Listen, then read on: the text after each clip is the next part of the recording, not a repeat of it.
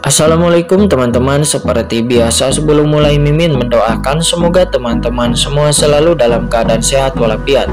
Oke, kali ini kita akan melanjutkan material master versi novel bagian 1440. Bagi yang baru bergabung, selamat bergabung, dan bagi yang belum subscribe dulu lah agar Mimin tambah semangat lagi nih bikin videonya.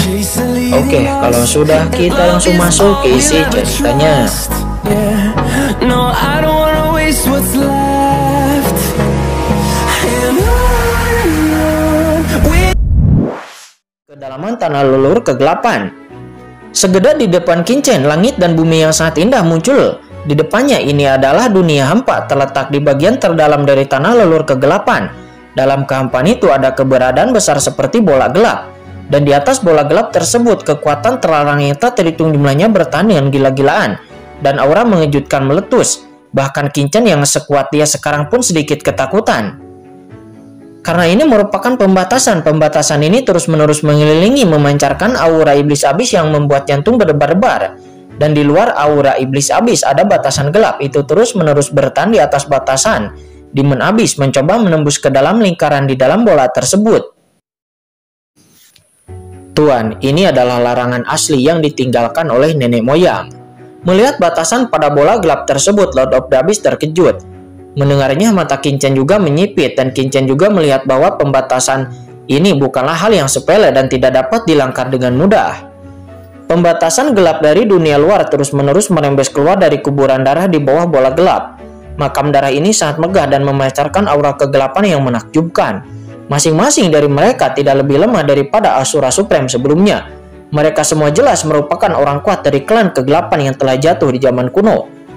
Ini masalah, kata Kincen yang mengerutkan kening. Awalnya Kincen berpikir bahwa selama dia dapat menemukan sumber jiwa iblis, maka dia bisa mengandalkan Lord of the Abyss untuk mengambilnya. Namun pada saat ini Kincen mengerti bahwa tidak semudah itu untuk bisa mengambil senjata sumber jiwa iblis. Pertama-tama Kincen harus melewati orang-orang kuat dari klan kegelapan yang telah jatuh di kuburan darah tersebut. Dan ini juga bukanlah tugas yang sepele. Kincen lalu menarik pandangan jauhnya dan Kincen lalu menunduk dan merenung.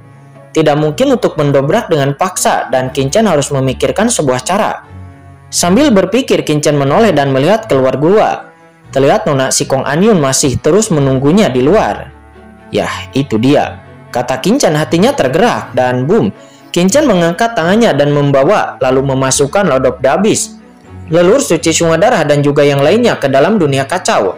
Kemudian setelah itu Kincen mulai membersihkan medan perang sebersih-bersihnya. Pertarungan sebelumnya di sini masih meninggalkan banyak petunjuk dan harus dibersihkan dari awal hingga akhir. Setelah melakukan semua ini, Kincen menghela napas lega. Hampir saja pergerakan di sini mungkin telah membuat khawatir para ahli terkemuka yang ada di benua Hiu ini. Kata Kincen, dia mengangkat tangannya dan langsung membuka larangan gua yang telah dipasang olehnya sebelumnya. Sementara saat ini di luar gua terlihat Nona Sikong Anyun menunggu di sana dengan cemas. Dia saat ini melihat batasan di depannya, merasa sedikit khawatir dan cemas di dalam hatinya. Sementara Nona Sikong Anyun sedang menunggu dengan cemas, tiba-tiba dengan keras batasan yang awalnya tertutup di depannya dibuka secara langsung dan aura menakutkan seketika memenuhi udara. Apakah itu Tuan Muda? Kata Nona Sikong Anyun, matanya melebar. Tinjunya segera dikepalkan dan dia menatap dengan hati-hati ke depan.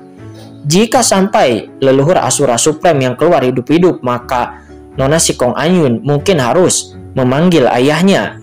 Dalam kegelapan dan kekacauan yang tak ada habisnya, sesosok tubuh tinggi pelan keluar. Tuan Muda, melihat wajah orang tersebut, semburan ekstasi tiba-tiba muncul di mata Nona Sikong Anyun. Suara mendesing, dia pun segera mendatangi Kincen, menatapnya dan merasakan aura agung yang membuat wajahnya memerah. Tuan Muda, auramu, kata Nona Sikong Anyun, dia tersentak dan mulutnya membulat seolah-olah dia bisa menelan sesuatu. Sebab tak lama setelah dia melihatnya, aura di tubuh Kincen justru semakin dalam. Aura positif yang melonjak dan kuat membuatnya terasa lembut di sekujur tubuh dan memiliki dorongan yang tidak terkendali. Dia menahan keterkejutan di hatinya lalu melihat ke dalam gua dan berkata dengan penuh semangat. Tuan, apakah Anda baik-baik saja? Kata Nona Sikong Anyun. Apa yang bisa terjadi kepadaku? Kata Kincen diseraya tersenyum. Kalau begitu, leluhur Asura Supreme, kata Nona Sikong Anyun, dia ragu-ragu sejenak. Oh, dia. Tentu saja dia sudah ditangani oleh tuan muda ini, kata Qin Chen. Dia tersenyum. Ngomong-ngomong, aku punya hadiah untukmu, kata Qin Chen lagi. Dan setelah mengatakan itu, Qin Chen tiba-tiba mengangkat tangannya dan mengarahkan sumber energi langsung ke dalam tubuh Nona Si Kuang Anyun. Dan ini adalah sisa-sisa sumber Asura Supreme. Boom, begitu sumber ini memasuki tubuh Nona Si Kuang Anyun, aura Supreme yang menakutkan seketika muncul dari tubuh Nona Si Kuang Anyun. Tuan, ini, kata Nona Si Kuang Anyun, matanya membelalak. Ini adalah asal mula Asura Supreme. Jika Anda memasuki gua dan mengambil kesempatan ini untuk melahapnya, maka Anda mungkin bisa mengintip ke ambang batas ranah Supreme, kata Qin Chen sambil tersenyum. Tidak, Tuan, ini terlalu berharga. Saya tidak bisa, kata Nona Si Kuang Anyun. Dia tahu bahwa dia tidak bisa berkata apa-apa. Suatu asal-usul ranah Supreme, Asura Supreme, meskipun hanya sebagian saja, itu tidak mudah diperoleh olehnya. Terlebih lagi, inilah asal-muasal Asura Supreme, seorang ahli terata Supreme yang pernah berada di puncak tahap awal Supreme. Awalnya itu bukanlah masalah kecil. Jika Anda memperlakukan saya seperti tuan muda, maka Anda akan menyerap saya. Jika Anda menganggap saya sebagai ibu mertua, maka saya akan marah, kata Qin Chen. Dia tampak tidak senang. Selain itu hanyalah asal-usul Supreme. Itu bukanlah hal yang berharga bagiku, kata Qin Chen. Dia berkata dengan santai. Aku, kata Nona Si Kuang Anyun. Dia tersenyum pahit. Harta karun seperti itu bahkan di dalam klannya itu tidak dapat diperoleh dengan mudah olehnya. Tetapi tuan muda sebenarnya mengatakan bahwa itu bukanlah barang berharga baginya. Tetapi dia juga melihat bahwa Qin Chen benar-benar ingin memberikannya kepadanya. Oleh karena itu, Nona Si Kuang Anyun pun tidak bisa menolak hadiah seperti itu. Asal-usul Supreme itu jelas sangat bermanfaat baginya. Itu akan menghemat kerja kerasnya selama bertahun-tahun. Pergilah ke gua itu untuk berkultivasi dan aku akan melindungimu, kata Qin Chen seraya menatap langit di atas tanah dan berkata dengan tenang. Ya baik, tuan muda, kata Nona Si Kuang Anyun. Dia samar-samar merasakan pergerakan di dunia luar dan tidak berani mengabaikannya. Dia berbalik dan memasuki gua Asura Supreme. Saat berikutnya, aura samar dari ranah Supreme pelan menghilang di dalam gua. Tuan, apakah Anda terlalu baik kepada gadis kecil ini? Orang ini berasal dari klan kegelapan, kata leluhur suci semua darah. Dia berkata dengan ragu kepada Qin Chen karena dia tahu bahwa Nona Si Kuang Anyun ini itu adalah jenius dari klan kegelapan. Apakah baik Qin Chen sebaik itu? Hahaha, orang tua Suehe. Aku tidak menyangka kekuatanmu telah pulih sedikit, tetapi otakmu belum pulih sama sekali, kata leluhur naga Hong Huang. Dia mencibir. Justru karena pihak lain adalah anggota klan kegelapan, bahwa kita harus memperlakukannya dengan sangat baik. Tahukah kamu jika ingin melawan lawan, apakah kamu harus menembus interior musuh terlebih dahulu? Kata leluhur naga Hong Huang. Naga tua, apakah menurutmu kamu juga pintar? Jika kamu pintar, maka tubuhmu tidak akan roboh saat itu dan hanya menyisakan jiwamu, kata leluhur suci semua darah. Walaupun begitu, tetapi aku masih lebih baik darimu, kata leluhur naga Hong Huang. Mereka berdua pun mulai bertengkar lagi. Kalian berdua harap diam, teriak Qin Chen. Dia melihat ke arah dunia kacau dengan cibiran di sudut mulutnya. Dia samar-samar merasa bahwa pada saat ini sudah ada aura kuat yang telah mendekat dari dunia luar. Namun hal terbaiknya adalah belum ada napas Supreme yang keluar dan tidak ada napas Supreme yang mendekat ke sini. Sementara saat ini di luar, di atas tanah lur kegelapan, satu demi satu aura menakutkan datang satu demi satu. Nampak ini adalah sekelompok pria kuat yang mengenakan baju besi, dan masing-masing dari mereka memiliki aura yang sangat menakutkan yang keluar merembes dari tubuhnya. Begitu mereka turun di sini, mereka memberi hormat kepada dua sosok di tanah lur kegelapan. Tim penegak hukum di bawah gerbang Kaisar Shihen telah bertemu dengan Kaisar dan Penatua Yi Lao. Sekelompok master ini adalah orang-orang kuat yang diperintahkan oleh sekte Kaisar Shihen di benua Heiyu ini. Kamu datang tepat pada waktunya, kata Kaisar Shihen. Matanya berkilat. Dia memandang semua orang itu dan mengerutkan kening.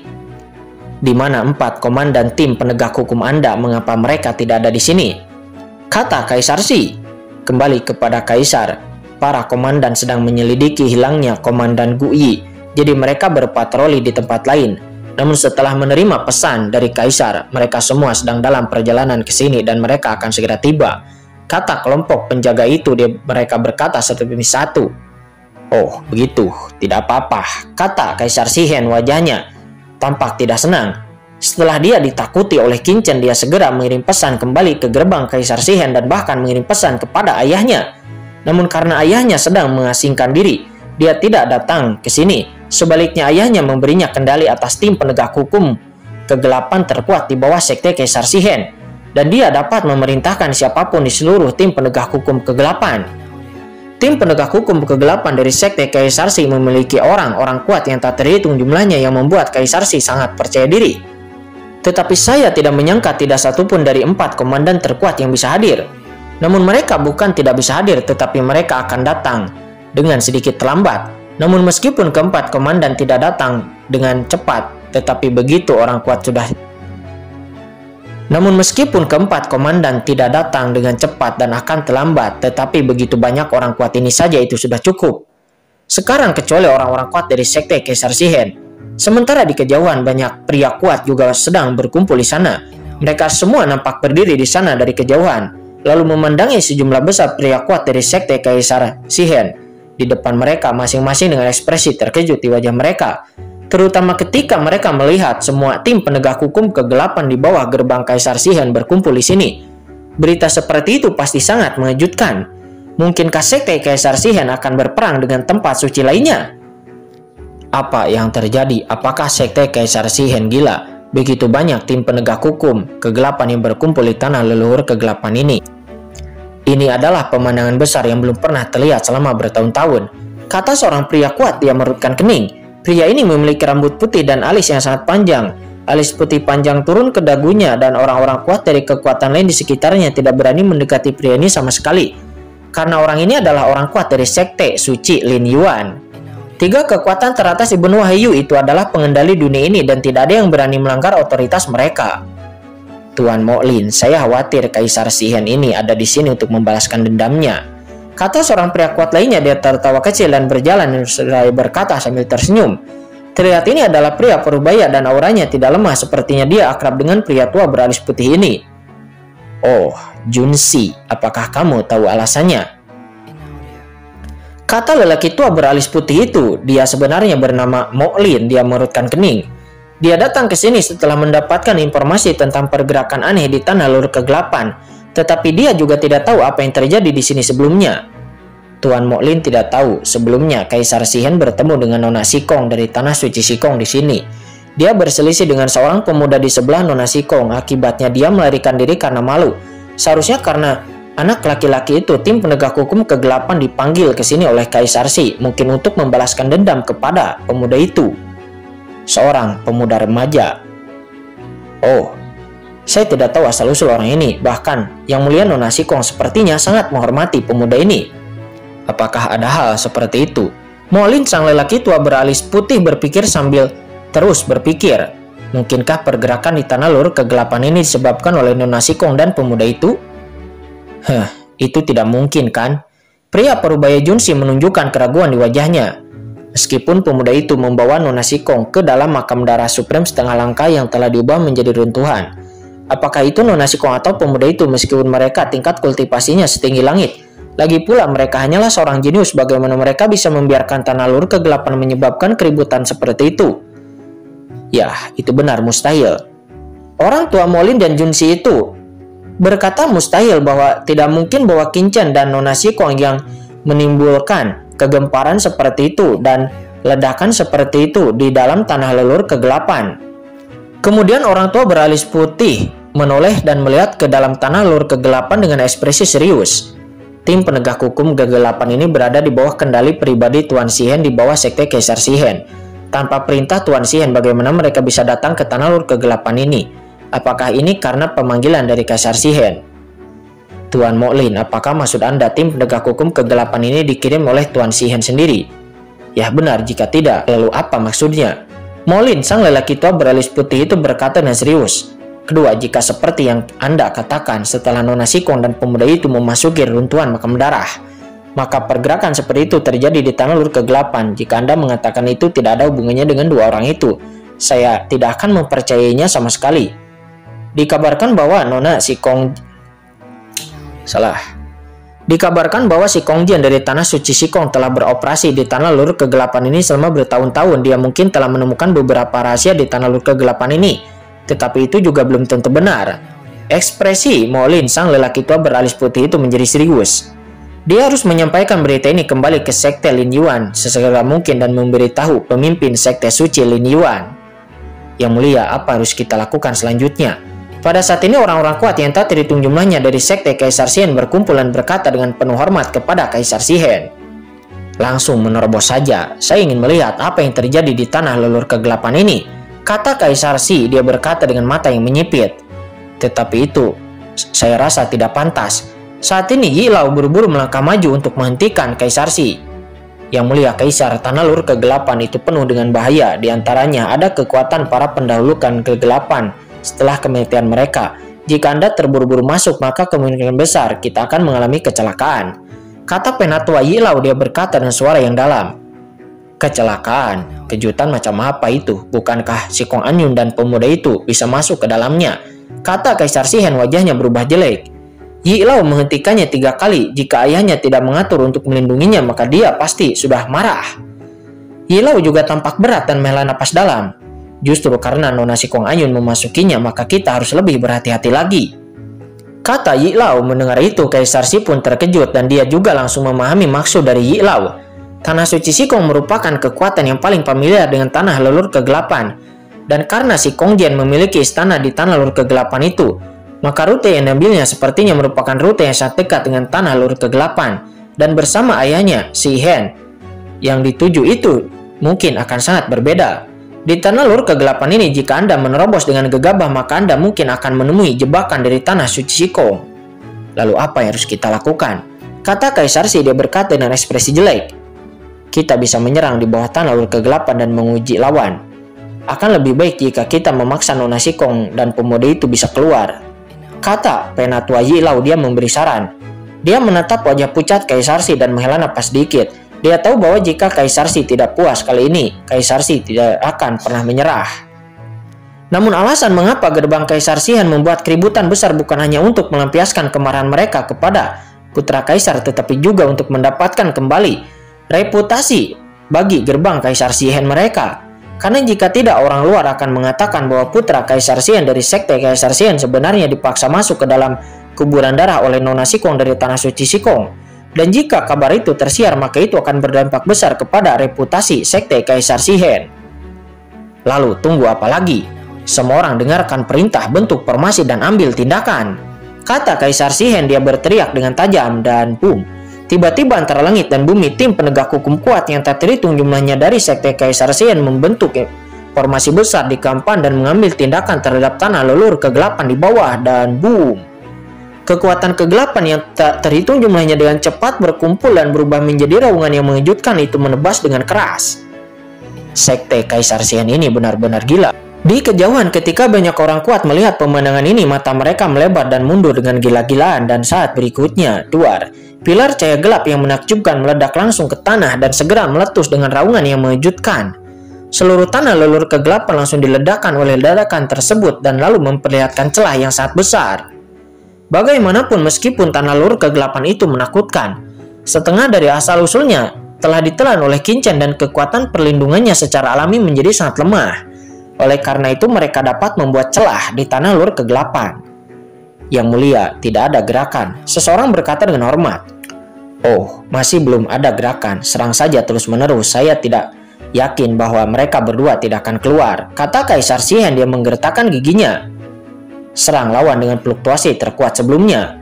Yah, baik Kaisar. Orang-orang kuat yang tak terhitung jumlahnya dari tim penegakan hukum kegelapan berkumpul satu demi satu dan mengambil tindakan tegas satu persatu. Kemudian terdengar suara menderu-deru yang terus-menerus. Tanah lelur kegelapan itu penuh dengan lubang dalam sekejap. Di kedalaman tanah lelur kegelapan, Qin Chen mengurutkan kening dan menatap ke langit. Kaisar Xian ini benar-benar gila. Salah. Sementara saat ini di kedalaman tanah lelur kegelapan, Qin Chen mengurutkan kening dan lalu menatap ke langit. Ketika merasakan tindakan dari Kaisar Xi dan juga yang lainnya, Qin Chen berpikir bahwa Kaisar Xi ini benar-benar gila. Namun pada saat ini, boom, serangan kegelapan terjadi lagi. Qin Chen mengubah tangan kanannya menjadi pedang dan tiba-tiba menyerang dengan telapak tangan, dan dengan keras serangan gelap itu pun langsung dimusnahkan. itu dimusnahkan secara instan oleh Qin Chen dan mencegah agar tidak mempengaruhi gua tempat Tuna Sikong berada yang sedang berkultivasi. Tuan, saya menemukannya. Di langit tanah lur kegelapan, seorang penjaga dari tim penegakan hukum kegelapan berkata dengan sungguh-sungguh. Oh, terus lakukan itu, kata Kaisar Si. Dia menunjukkan rasa dingin dan dia terus menyerang ke arah Qin Chen berada. Ya, baik. Boom, satu demi satu raungan terdengar dan serangan kegelapan yang tak terhitung jumlahnya terus-menerus mengalir menuju ke arah lokasi Qin Chen berada. Melihat serangan-serangan yang tak terhitung jumlahnya itu, Qin Chen mengerutkan kening dan berdengung. Pembatasan yang tak terlihat menyebar seketika menjaga dunia di tempat Qin Chen berada. Serangan yang tak terhitung jumlahnya itu jatuh pada pengekangan Qin Chen, tetapi itu tidak bisa menembus pengekangan Qin Chen sama sekali. Tetapi itu tidak bisa menembus pertahanan Qin Chen sama sekali. Tuan, pihak lain sepertinya telah membentuk semacam pertahanan di bawah sana, kata banyak wakil pemimpin tim penegakan hukum kegelapan. Oh, semacam pertahanan. Tunggu apa lagi? Serang lawan secara langsung sampai dia tidak bisa bertahan. Teriak Kaisar Si dengan dingin. Ada senyum sinis di bibirnya. Dengan banyaknya master dari tim penegakan hukum yang mengambil tindakan secara sekaligus, dia tidak percaya bahwa bocah itu masih bisa melawan mereka.